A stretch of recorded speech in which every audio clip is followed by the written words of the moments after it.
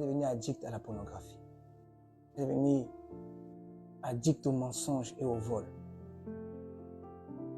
Et après avoir fait beaucoup de chansons, j'ai fini par tomber sur des personnes qui ont écouté ma musique, qui m'ont fait passer dans des boîtes de nuit, des anniversaires, des petites fêtes et autres. Et j'ai même participé à un festival de musique, Festival Award, où des gens étaient émerveillés par mes compétences, mes talents et toute l'onction démoniaque qui m'accompagnait, qui m'ont proposé même de chanter avec eux dans des groupes. D'autres personnes se sont approchées de moi, m'ont proposé la somme de 75 000 francs juste pour venir chanter 3 heures en soirée dans les cabarets, 4 fois par semaine. Il y a eu beaucoup de propositions. Mais dans le fond, je souffrais. J'étais seul. J'étais vide. Quoique présent au milieu de beaucoup de personnes, j'étais vide. Quoique présent à beaucoup de manifestations, d'événements, des aides, des trucs, j'étais vide.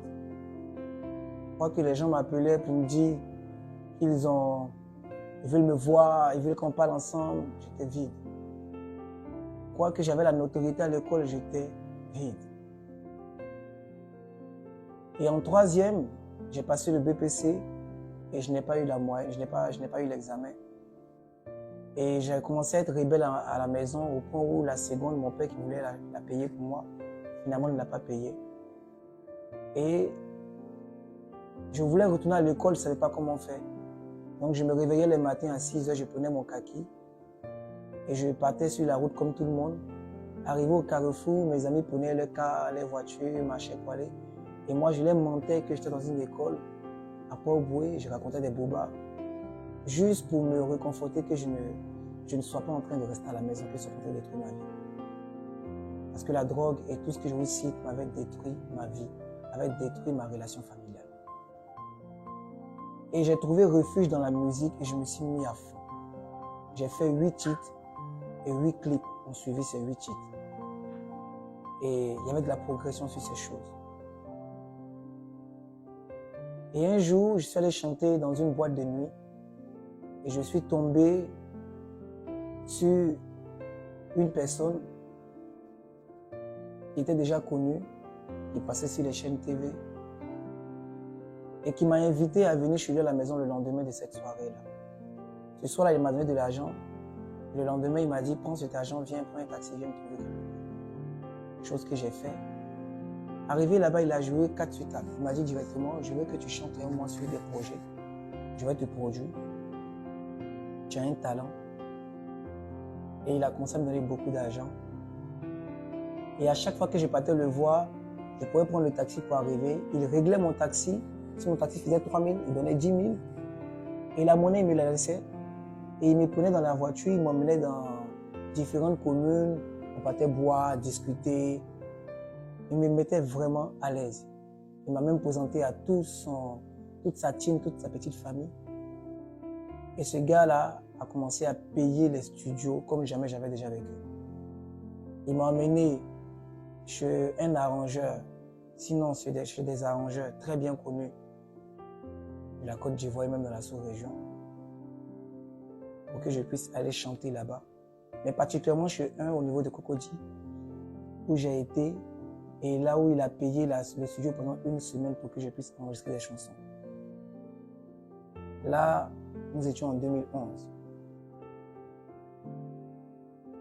Mais avant 2011, il y a eu un déclic en 2010.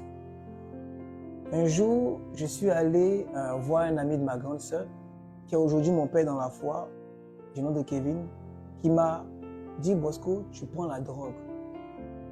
Clairement, parole de connaissance. Tu prends la drogue, tu en prends. Tu voles, tu mens, tu es dans la pornographie. Tu mets, tu iras en enfer. Mais Dieu t'aime. Dieu a déposé des choses en toi et Dieu veut que ces choses-là sortent pour la gloire de son nom. Mais le problème, c'est que tu n'aimes pas Dieu. Viens me voir. Je lui ai dit, grand frère, ce que tu dis là, c'est pas prophétie. C'est ce qu'il fait. Mais je vais voir quand je vais venir te voir. Et je suis resté là comme ça. 2010. Et je continuais toujours à participer à enregistrer mes chansons, composer, tout ça. Et je continuais à tomber bas. Pas dans la pornographie, pas dans le mensonge, pas dans le vol. Mais je voulais toujours garder ce critère d'être la personne qui fait des chansons à caractère social et moral. Et en 2010, je suis allé rencontrer ce homme de Dieu là, plus tard, après cette conversation que lui et moi avions eue. Je suis allé le rencontrer et arrivé là-bas, il m'a encore parlé des choses de Dieu. Et ce jour-là, il y a eu un déclic. Je suis rentré à la maison et j'ai rompu avec toutes celles avec qui j'étais, que ce soit officiel ou pas officiel, que j'aime ou que j'aime pas. J'ai rompu avec tout le monde. Au point d'autres m'ont dit que j'étais méchant, j'étais mauvais, que je ne les ai jamais aimés. J'ai dit, je m'en fous, je vais marcher avec Dieu, j'ai rompu. Et quand j'ai rompu, des choses ont commencé à se passer. Je commençais à faire des songes que je ne faisais pas auparavant. J'ai commencé à entendre des voix, comme je vous entends, comme je parle. Me donner des instructions bien précises. Et un jour, je parlerai si Dieu le permet. Et pendant un mois, j'avais fait plus de 1 mois dans les choses de Dieu. J'avais arrêté toutes mes bêtises. Et je voulais me faire baptiser. Et le jour où je voulais me faire baptiser, c'est là que la guerre en Côte d'Ivoire a éclaté. Et finalement, je n'ai pas pu me faire baptiser. Et les semaines qui ont suivi après la guerre, je suis retombé, mais plus bas, plus bas, plus bas. Je suis rentré dans des mouvements de jeunes où on m'a appris à flirter d'une manière que je n'avais jamais fait, à mentir et à même jouer avec le sacré. J'ai commencé à composer des chansons qui insultaient Dieu. J'ai commencé à composer des textes qui insultaient la divinité, la sainteté de Dieu. Mais au fond de moi, je ne comprenais pas pourquoi est-ce que j'étais devenu aussi ténébreux. Mais les gens aimaient cela. Les gens aimaient ce que je faisais. Ils trouvaient que j'étais le gars le plus suave, j'étais le gars le plus fun, Bosco, avec lui, on ne s'en met pas. Non, non, non, non, non, il y a toujours quelque chose. Et quand je me retrouvais seul, je souffrais. J'étais malheureux. Et mon père avait fini par me mettre même dehors de la maison. Je me suis retrouvé à dormir 1 mois dehors, souvent devant la porte.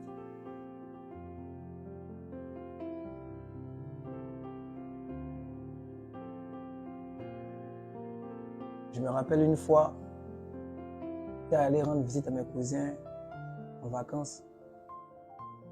Et ils avaient vu dans mon téléphone la photo d'une fille métisse dans une posture un peu déconcertante.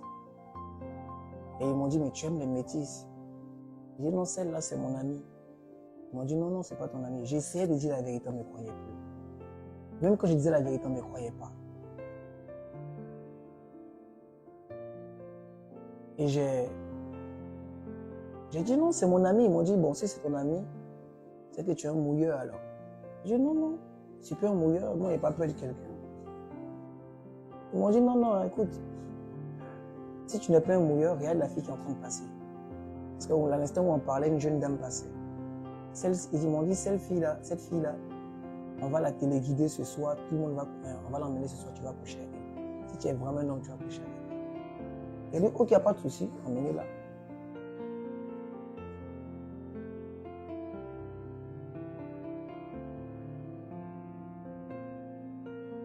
Et le soir, ils l'ont emmené.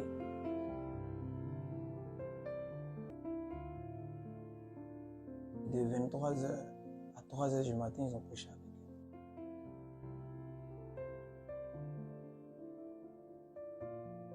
elle. Le péché détruit tellement. Le péché détruit tellement. Le péché déforme tellement. Ils ont couché avec cette fille-là. Et à chaque fois qu'une personne finissait de coucher avec elle, il m'appelait et dit, Bosco, c'est à ton tour. Je dis, non, j'arrive, patientez. Allez-y d'abord, j'arrive. Ils ont tous couché avec la jeune fille. Pourquoi? Pourquoi est-ce qu'elle s'est donnée? On était allé à la campagne, on n'est pas dit simplement au village, pour les vacances avec mes cousins. Et cette jeune dame-là voulait l'estime des riverains. Elle voulait juste une considération, une conversation avec des personnes qui viennent d'un endroit qu'elle n'a pas connu. Et c'est comme ça d'autres personnes aussi veulent la considération de certaines personnes, de d'autres personnes, de tierces personnes, mais qui finissent par abuser de leur naïveté, de leur estime. Ils ont couché avec elle et quand ça arrive à mon tour, je me suis rendu aussi sur elle. Et lorsque j'ai voulu faire l'acte, elle a dit qu'elle est fatiguée, qu'elle a sommeil. Et de mon âme, j'ai crié, merci Jésus. Ils m'ont dit automatiquement, mais Bosco, tu es bailli, tu es malheureux, tu es pas chanceux, tu as de la poisse. Et dans mon âme, j'ai béni Dieu. Je me suis couché ce soir-là, à 4 heures, ce jour-là à 4 heures. Je me suis dit, mais c'est quoi tout ça? J'ai dit, Jésus, aide-moi. Je n'ai aucune force, aide-moi. Ce qui s'est passé après, c'est que jusqu'aujourd'hui, je regrette ces actes-là. Je prie que Dieu guérisse cette personne si elle est encore en vie. Que le Seigneur se souvienne d'elle, qu'il se souvienne de moi. Suite à cela, quand cet arrangeur, ce manager-là m'a appelé vers lui, j'ai tout de suite couru, je suis allé et on a commencé à enregistrer des chansons dans le studio en question de Cocody. Et j'ai commencé à avoir de la popularité. Et voici qu'un jour, on va enregistrer la chanson et on va faire un featuring avec une personne bien connue qui passait déjà sur Trace TV. Comme je disais, mon manager avait assez d'argent. Donc il nous a mis en contact avec quelqu'un avec qui on devait faire un featuring et avec qui on avait déjà commencé le featuring. Et l'arrangeur qui travaillait sur notre chanson est très bien connu aussi. Mais le studio là où on a enregistré ne l'appartenait pas. C'était une villa, ça ne l'appartenait pas. Donc, quand on a continué le projet avec ce manager, la chanson était en train d'être arrangée pour sortir. Et il avait tellement d'argent qu'on pouvait faire le clip à n'importe quel moment. Mais on attendait de pouvoir réunir, que la chanson finisse. La chanson était finie, il fallait qu'on preste pour faire, si vous voulez, des petits teasings avant le jour du clip. Et on avait programmé le clip pour 2 semaines après le jour de la prestation. Et un soir, on avait été invité à prester dans une boîte de nuit qui venait à peine d'ouvrir, c'était une inauguration, à Cocody 8e tranche. Et c'est ce soir-là que ma vie a changé. C'est ce soir-là que ma vie a radicalement changé. Ce soir-là, ce jour-là plutôt, j'ai eu une sensation inhabituelle. Une sensation inhabituelle qui a gêné mon entourage. Et j'étais assis à la table avec un artiste aussi connu. Il était 23 heures et j'ai vu des brouteurs en train de s'agaciter de l'argent dans la boîte de nuit après quelques travaillements. Et j'étais en train de, comme d'habitude, répéter mes textes. Et certaines femmes sont venues vers moi pour essayer de me câliner, tout ça. J'étais très désagréable ce soir-là. Je sentais une atmosphère différente de tout ce que j'ai l'habitude de ressentir. Très différente. Comme si un malheur allait m'arriver, comme si quelque chose de mal allait m'arriver, je ne comprenais rien. Et quand les femmes venaient vers moi, je les repoussais. Mes amis m'ont dit, mais tu as quel problème? Et vers 23 heures, pendant que tout se faisait dans la boîte de nuit, je n'ai même pas bu ce soir-là. J'ai entendu dans mon cœur J'aimerais bien préciser ces choses-là. J'ai entendu pas dans mon cœur plutôt, excusez-moi, j'ai entendu à l'intérieur une voix résonner, comme je vous parle actuellement. J'ai entendu une voix résonner dans l'intérieur, dans mon intérieur. Jamais je vous entends, c'est comme ça que j'ai entendu, mais à l'intérieur. Et la voix a dit, Bosco, sors d'ici, ici c'est pas pour toi. Toute une émotion m'a habité en même temps. Et une culpabilité que je ne comprenais pas. Je ne comprenais pas parce que je n'étais pas venu pour culpabiliser. Je ne comprenais pas parce que je ne culpabilisais même pas sur mes bêtises. Au contraire, j'aimais ce que je faisais. Mais toute une culpabilité m'a habité. Comme si tout ce que je faisais là était mal et que c'est maintenant que je prenais conscience. Et j'ai dit à mon voisin, à mon ami qui était à côté, j'ai dit, quelqu'un m'a appelé tout à l'heure. Quelqu'un m'a dit, quelqu'un m'a appelé. Quelqu'un m'a appelé. Il dit, mais qui t'a appelé? On a entendu une voix de nuit, il y a une musique autour de nous. Quelqu'un t'a appelé. Bon, mais c'est quelqu'un t'a appelé. Est-ce qu'il peut te prouver que c'est vrai ou bien c'est faux? Mon gars, calme-toi. Mais l'expérience était trop concrète pour que je la méprise. Parce que même la voix m'a effrayé. Il était 23h. Je me suis levé de ma chaise, j'ai tourné, je suis venu m'asseoir encore. J'ai dit, mais tiens, c'est quoi ça? J'ai essayé de faire autre chose pour oublier tout ce que j'étais en train de penser, mes vols, mes bêtises, toute cette culpabilité-là, pour la faire passer. Et jusqu'à 2h du matin, j'ai réussi à faire passer ça au travers d'une conversation avec des gens où j'essayais de rire. J'essayais. Et à 2h, j'ai entendu encore, Bosco, sors d'ici. Ici, c'est pas pour toi. Je suis devenu 2 fois plus triste. Et je me suis demandé, est-ce que je ne suis pas fou? Est-ce que j'entends pas des voix? Parce que, précision, souvent j'entendais des voix quand je prenais ma drogue à fond. Et même quand je ne prenais pas, j'entendais des voix qui me disaient, sors, va en bas du pont, Félix Houphouët-Boigny, cherche une guitare, prends une Bible, va, tu vas réussir, mais tu dois avoir un parcours difficile d'abord. C'est des démons qui me parlaient. C'est pour ça que j'ai l'habitude de dire aux gens que la drogue fait des effets, mais les démons passent par ça aussi pour détruire la vie de beaucoup. Beaucoup de personnes sont dans la drogue et vivent des illusions qui ne sont pas des illusions des effets de la drogue, mais sont des illusions des démons. Je vous dis la vérité. Je reviendrai dessus pour vous dire comment Dieu m'a sorti de la drogue.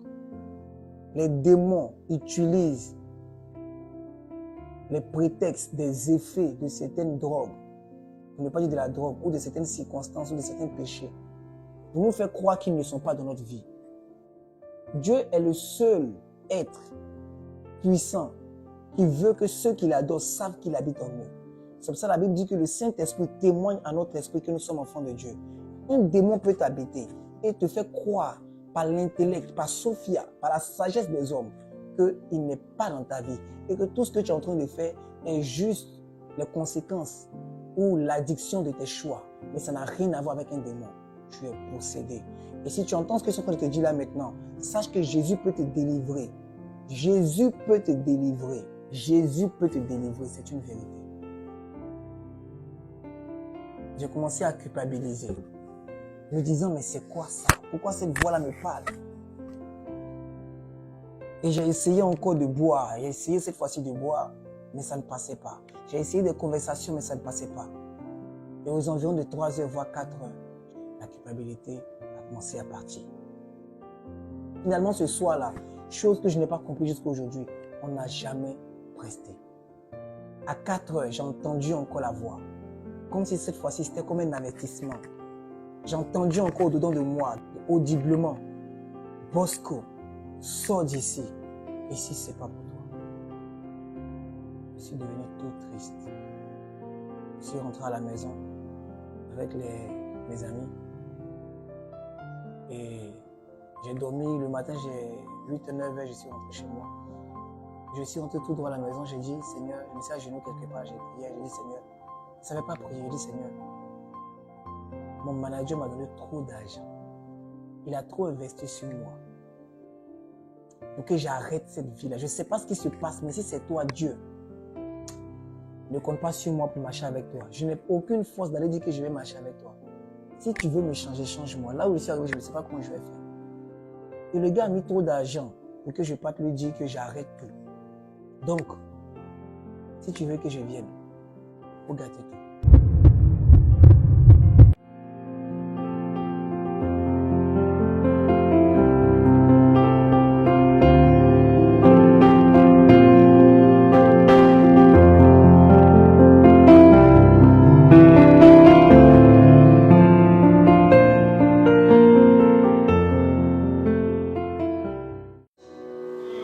Et quand je prends